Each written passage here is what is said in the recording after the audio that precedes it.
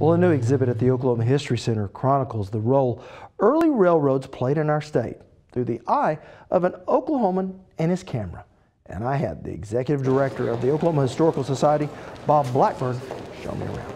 Dr. Blackburn, how important were railroads in the development of Oklahoma?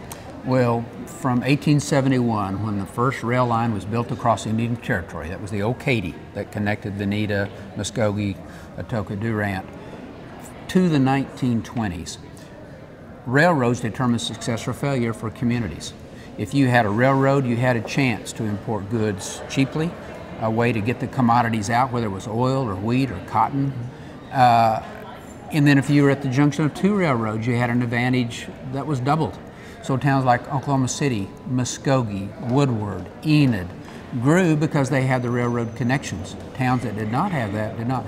So you can drive through any Oklahoma community, and I can tell you when they were booming, and it was because they could get those commodities out to add value to what they were producing, to get things in at a lower value, and attract population, development, commerce would grow.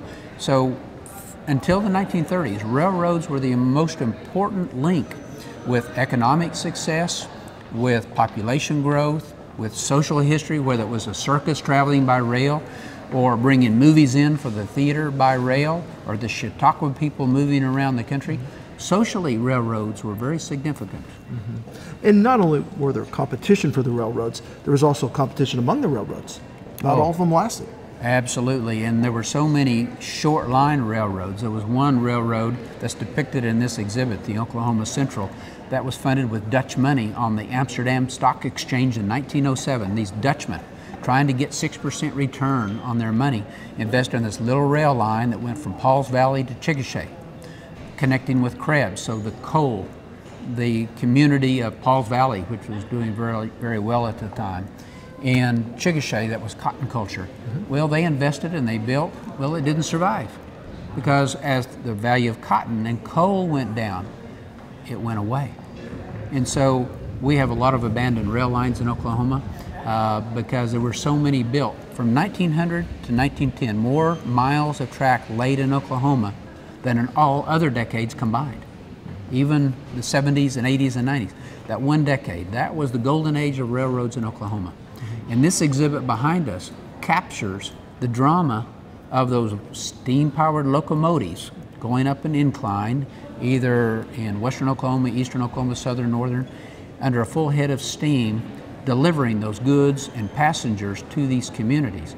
These photographs were taken by Preston George, a graduate of A&M, an engineer who had this artistic side of taking one photograph of a steam locomotive, belching out that smoke, but then the engineering side would collect the data. Where did that train start? Where did it end? What was the cargo? What's the configuration of the locomotives? We have over 1,000 of these negatives with all of this information that came in one collection.